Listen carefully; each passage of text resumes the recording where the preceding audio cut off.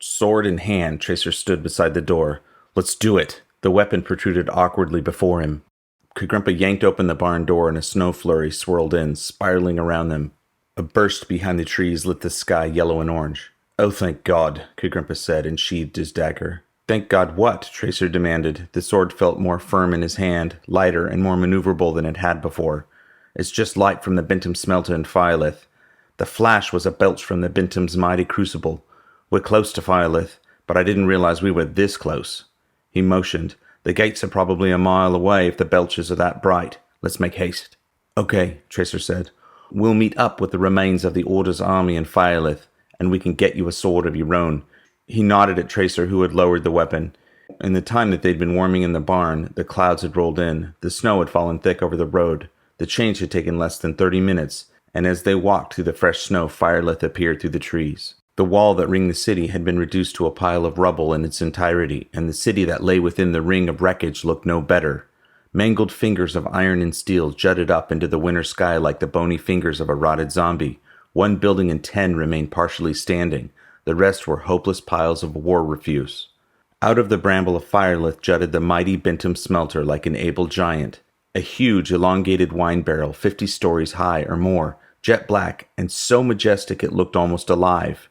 Occasionally from the mouth, high above the debris, flames erupted, lighting the freshly cloud-covered sky. "Holy crap!" Tracer paused, staring through the trees at the disaster and majesty.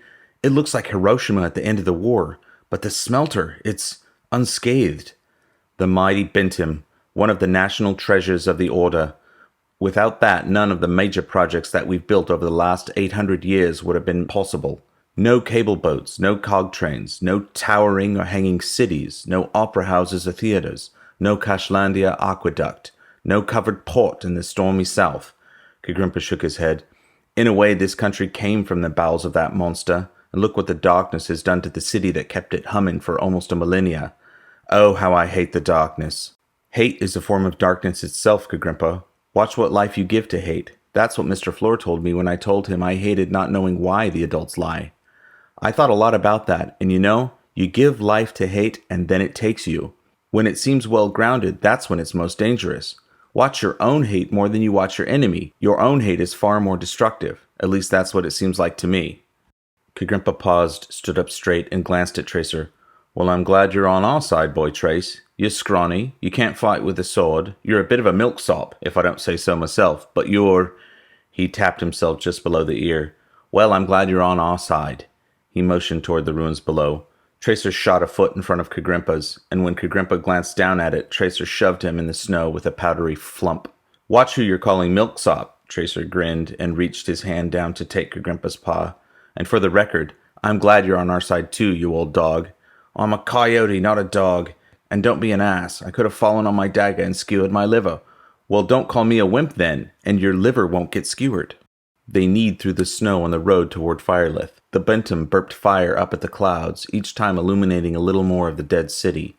Some of the light from the Bintum glinted through the voids and the rubble piles, some of which were too large and regular to be coincidence. These were tunnels. As they neared the rubble pile of the gates, Kagrimpa darted from tree to tree, taking cover each time. "We're in a combat zone," he whispered. "The reports were that the battle in Firelith was savage. I bet there are some particularly grisly characters lurking in that mess, people who have done unspeakable things. The darkness claimed victory in this battle, though the Order is still hiding in there somewhere." Kagrimpa motioned at the city just as a boom from the Bintum hit them. Kagrimpa turned to say something as an arrow thumped hard in his satchel. The force punted Kagrimpa to the ground with a yip. Another arrow flicked past Tracer's head and buried itself in the tree beside him. "Get down!" Kagrimpa yelled as Tracer dove into the snow and popped his head up just enough to see Kagrimpa pulling on his satchel, now pinned by the arrow to his hip.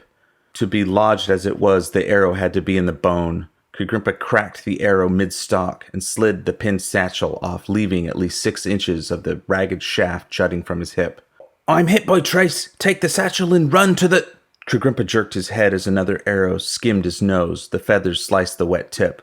"No, not yet!" Tracer yelled and leapt beside Kagrimpa in the snow. Before Kagrimpa could protest, Tracer scooped the wounded coyote onto his shoulder and leapt to his feet, running with everything he had straight for the ruined gates. Drop me and take the satchel! Stop! Kagrimpa yelled as 2 arrows whizzed past. Nope! Tracer huffed under the weight of Kagrimpa's canine frame as he ran for the tunnel mouth in the rubble. The Benton belched again, illuminating tunnels. There's a way through! Another arrow narrowly missed them, then another. We're almost there! Almost where? Drop me and run! Kagrimpa yelled. Almost to a tunnel, Tracer said, as from nowhere a lynx, white-faced, hissing, with sword in motion, leapt in front of Tracer. Without even realizing that he'd swung, Tracer's sword flashed into motion.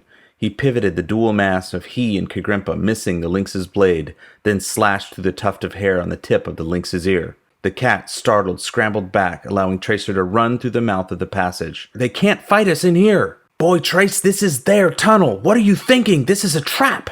He howled as Tracer ran deeper into the cavern. An explosion cracked behind them, and Tracer's hearing muted to a ring as light from the opening suddenly blinked out. Tracer stopped running. Can you walk? Tracer asked, as Kagrimpa groaned and Tracer set him down. A flash and another shockwave hit them from the other side. The passage ahead blinked out. Now they stood in perfect darkness, engulfed by the smell of sulfur and smoke. We've been captured! Quick! I have to destroy the satchel! Tracer could hear Kagrimpa fumbling at the flap. Look away, boy Trace. It's been a pleasure serving with you. I'm afraid this is goodbye.